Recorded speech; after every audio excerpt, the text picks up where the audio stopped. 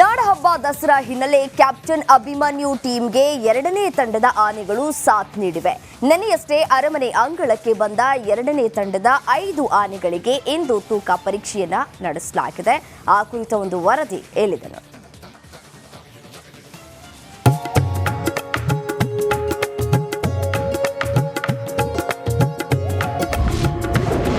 ದಸರಾ ವೈಭವಕ್ಕೆ ಅರಮನೆ ನಗರಿ ಸಜ್ಜು. ಕ್ಯಾಪ್ಟನ್ ಅಭಿಮನ್ಯು ಟೀಮ್ಗೆ ಭರ್ಜರಿ ತಾಲೀಮು. ವಿಶ್ವವಿಖ್ಯಾತ ನಾಡಹಬ್ಬ ದಸರಾ ಹಬ್ಬಕ್ಕೆ ದಿನಗಣನೆ ಆರಂಭವಾಗಿದೆ. ದಸರಾಗೆ ಕಾಡು ಬಿಟ್ಟು ನಾಡಿಗೆ ಬಂದಿರೋ ಕ್ಯಾಪ್ಟನ್ ಅಭಿಮನ್ಯು ನೇತೃತ್ವದ ಟೀಮ್ ಭರ್ಜರಿ ತಾಲೀಮು ಮಾಡ್ತಿವೆ. ಎರಡನೇ ಹಂತದ ದಸರಾ ಗಜಪಡೆ ಅಭಿಮನ್ಯುಗೆ ಸಾಥ್ ನೀಡಿವೆ. ಎರಡನೇ ಹಂತದ ಗಜಪಡೆಯ ತೂಕ ಪರೀಕ್ಷೆ.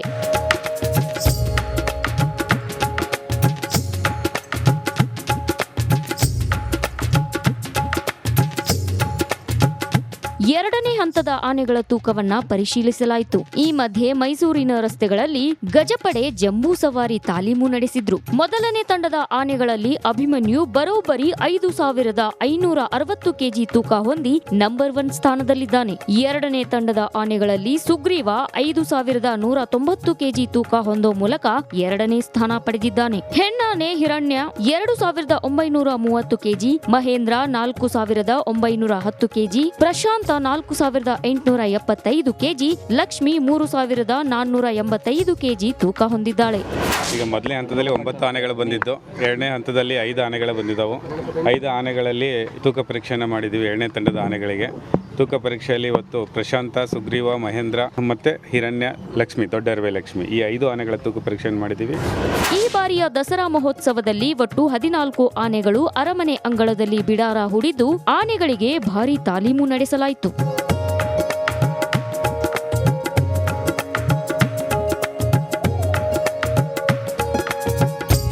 ಸಚಿನ್ ಜೊತೆ ವಿನೋದ್ ಪಡುವಾರಹಳ್ಳಿ, ರಿಪಬ್ಲಿಕ್ ಕನ್ನಡ, ಮೈಸೂರು.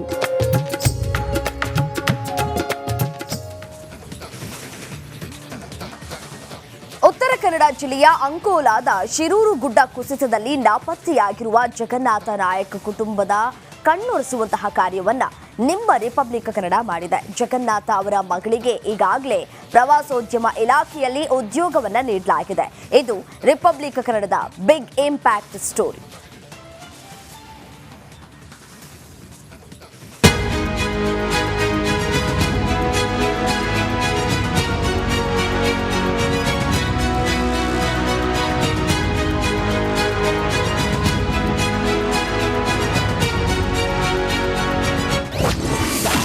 ಇದು ರಿಪಬ್ಲಿಕ್ ಕನ್ನಡದ ಮೆಗಾ ಇಂಪ್ಯಾಕ್ಟ್.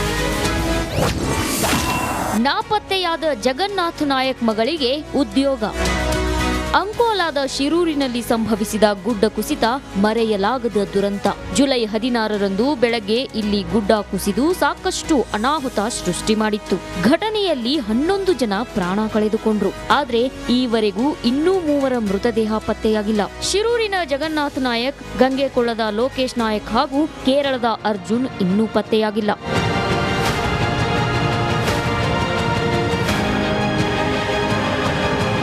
ಶಿರೂರು ದುರಂತ ಪ್ರಕರಣದಲ್ಲಿ ರಿಪಬ್ಲಿಕ್ ಕನ್ನಡ ನಿರಂತರವಾಗಿ ವರದಿ ಮಾಡಿತ್ತು. ಜಗನ್ನಾಥ್ ಕುಟುಂಬದ ಪರಿಸ್ಥಿತಿ ಬಗ್ಗೆ ಸರ್ಕಾರದ ಗಮನಕ್ಕೂ ತಂದಿತ್ತು. ಜಿಲ್ಲಾ ಉಸ್ತುವಾರಿ ಸಚಿವರಾದ ಮಂಕಾಳ ವೈದ್ಯ ಹಾಗೂ ಕಾರವಾರ ಶಾಸಕರಾದ ಸತೀಶ್ ಸೈಲ್ ಉದ್ಯೋಗ ನೀಡುವ ಭರವಸೆ ಕೂಡ ನೀಡಿದ್ರು. ಇದೀಗ ಕೊಟ್ಟ ಮಾತಿನಂತೆ ಜಗನ್ನಾಥ್ ಅವರ ಮಗಳು ಪಲ್ಲವಿ ನಾಯಕ್ ಅವರಿಗೆ ಪ್ರವಾಸೋದ್ಯಮ ಇಲಾಖೆಯಲ್ಲಿ ಉದ್ಯೋಗ ನೀಡಲಾಗಿದೆ. ನಮ್ಮ ಜಿಲ್ಲಾ ಪ್ರವಾಸೋದ್ಯಮ ಸಮಿತಿ ವತಿಯಿಂದ ರಿವರ್ ರಾಫ್ಟಿಂಗ್ ಮತ್ತು ಮೇಲುಸ್ತುವಾರಿ ಸಮಿತಿ ಅಂತ ಅಂದ್ಬಿಟ್ಟು ನಮ್ಮದು ಒಂದು ಸೊಸೈಟಿ ಇದೆ. ಅದರ ಥ್ರೂ ನಾವು ಉತ್ತರ ಕನ್ನಡ ಜಿಲ್ಲೆಯಲ್ಲಿ ವಾಟರ್ ಸ್ಪೋರ್ಟ್ಸ್ ಟೆಂಡರ್ಸ್ಗಳು ಅಥವಾ ಹಲವಾರು ಟೆಂಡರ್ಗಳನ್ನ ನಿಭಾಯಿಸ್ತಾ ಇದ್ದೀವಿ. ಇಲ್ಲಿ ನಮಗೆ ಮಾನವ ಸಂಪನ್ಮೂಲದ ಅವಶ್ಯಕತೆಯೂ ಇತ್ತು. ಅದನ್ನೇ ನಾವು ಪ್ರಸ್ತುತಪಡಿಸಿದಾಗ ಈ ಜಗನ್ನಾಥ್ ಅವ್ರ ಮಗಳು ಪಲ್ಲವಿ ಜಗನ್ನಾಥ್ ಅವ್ರ ನೀವು ತೊಗೋಬೋದು ಅಂತಂದ್ಬಿಟ್ಟು ನಾವು ಸಮಿತಿನಲ್ಲಿ ತೀರ್ಮಾನ ಮಾಡಿದ್ವಿ. ಅದೇ ರೀತಿ ಕೂಡಲೇ ಕ್ರಮ ಕೈಗೊಂಡು ನಾವು ಈ ಸೋಮವಾರ ಕಚೇರಿ ಆದೇಶನೂ ಇದನ್ನು ಮಾಡಿದ್ದೀವಿ. ಮತ್ತು ಅವರಿಗೆ ಫಾರ್ಮಲ್ ಆಗಿ ನಮ್ಮ ಔಟ್ಸೋರ್ಸ್ ಹೊರಗುತ್ತಿಗೆ ಅದರದ ಮೇಲೆ ತೊಗೊಂಡಿರೋದ್ರಿಂದ ನಮ್ಮ ಹಿಂದೂಸ್ತಾನ್ ಸೆಕ್ಯೂರಿಟೀಸ್ ಇರೋದ್ರಿಂದ ಅವರಿಗೆ ನೇಮಕಾತಿ ಆದೇಶನೂ ಆ ದಿನಕ್ಕೆ ಬರುತ್ತೆ. ಪ್ರವಾಸೋದ್ಯಮ ಇಲಾಖೆಯಲ್ಲಿ ಹೊರಗುತ್ತಿಗೆ ಆಧಾರದಲ್ಲಿ ಡಾಟಾ ಎಂಟ್ರಿ ಆಪರೇಟರ್ ಹುದ್ದೆ ಸಿಕ್ತಿದ್ದಂತೆ ರಿಪಬ್ಲಿಕ್ ಕನ್ನಡಕ್ಕೆ ಧನ್ಯವಾದ ಸಲ್ಲಿಸಿದ್ದಾರೆ.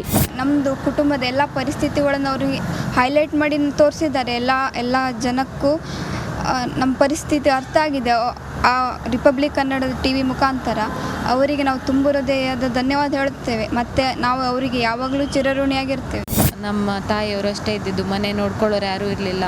ಕೆಲಸ ಕೊಡಿಸ್ಬೇಕು ಅಂತ ರಿಪಬ್ಲಿಕ್ ಕನ್ನಡದವರು ಅವರು TV ಮುಖಾಂತರ ಮನವಿ ಮಾಡಿದರು ಸರ್ಕಾರಕ್ಕೆ. ಅದೇ ರೀತಿ ಈಗ ನಮ್ಮ ತಂಗಿಗೆ ಒಂದು ಹೊರಗುತ್ತಿಗೆ ಆಧಾರದ ಮೇಲೆ ಆದರೂ ಒಂದು ಕೆಲಸ ಕೊಟ್ಟಿದ್ದಾರೆ. ಅದಕ್ಕೆ ನಾವು ರಿಪಬ್ಲಿಕ್ ಕನ್ನಡದವರಿಗೆ, ಸಚಿವರಿಗೆ, ಶಾಸಕರಿಗೆ ಎಲ್ಲರಿಗೂ ಧನ್ಯವಾದ. ಮತ್ತು ನಮ್ಮ ಅದು ಇದೀಗ ಸ್ವಾಮೀಜಿಗಳು, ಪ್ರಣವಾನಂದ ಸ್ವಾಮೀಜಿಗಳು, ಅವರು ತುಂಬ ಪ್ರಯತ್ನ ಪಟ್ಟಿದ್ದಾರೆ, ಹೋರಾಟ ಮಾಡಿದ್ದಾರೆ. ಎಲ್ಲರಿಗೂ ಧನ್ಯವಾದ ಹೇಳ್ತೀವಿ ಸರ್. ಕಳೆದ 50 ದಿನಗಳಿಂದ ಮನೆಗೆ ಬಾರದ ಜಗನ್ನಾಥ್ ನಾಯಕ್ ಅವರ ಕುಟುಂಬ ಇನ್ನೂ ಕೂಡ ಕಣ್ಣೀರಿಡುತ್ತಾ ಕಾಲ ಕಳೀತಿದೆ. ಅವರ ಮಗಳಿಗೆ ಉದ್ಯೋಗ ದೊರಕಿರುವುದು ಕುಟುಂಬದ ಸಂತಸಕ್ಕೆ ಕಾರಣವಾಗಿದೆ. ಶೇಷಗಿರಿ ಮುಂಡಳ್ಳಿ, ರಿಪಬ್ಲಿಕ್ ಕನ್ನಡ, ಕಾರವಾರ.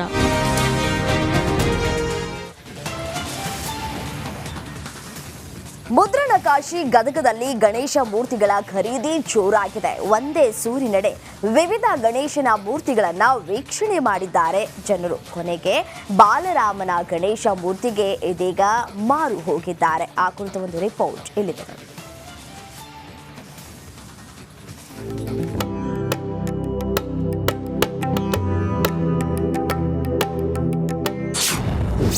ಮುದ್ರಣಕಾಶಿಯಲ್ಲಿ ಗಣೇಶನ ಖರೀದಿ ಜೋರು.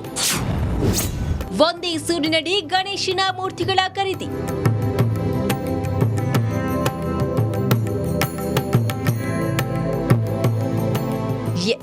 ಅಯೋಧ್ಯೆಯ ಬಾಲರಾಮ ಗಣೇಶನ ಮೂರ್ತಿ. ಬಾಲರಾಮನ ಗಣೇಶನ ಮೂರ್ತಿ ಮುಂದೆ ಸೆಲ್ಫಿ ಸಂಭ್ರಮ. ಕೃಷ್ಣ ಗಣೇಶ, ಸಿಂಹಾಸನದ ಮೇಲೆ ಕುಳಿತ ಗಣೇಶ, ಒಂದ ಎರಡ ಹೀಗೆ ನಾನಾ ರೂಪದಲ್ಲಿ ಗಣೇಶನ ಮೂರ್ತಿಗಳು ಕಂಗೊಳಿಸುತ್ತಿವೆ.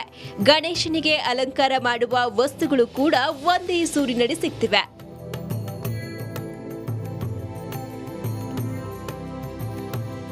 ಹೌದು, ಈ ಎಲ್ಲಾ ದೃಶ್ಯಗಳು ಕಾಣಸಿಗೋದು ಗದಗದಲ್ಲಿ.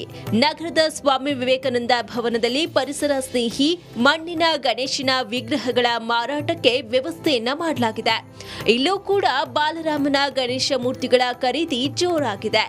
ಗ್ರಾಹಕರು ಮಳಿಗೆಗಳಲ್ಲಿ ಗಣೇಶನ ವಿಗ್ರಹಗಳನ್ನ ನೋಡಿ ಕೊನೆಗೆ ತಮಗೆ ಬೇಕಾದ ಗಣೇಶನನ್ನ ಖರೀದಿ ಮಾಡಬಹುದು.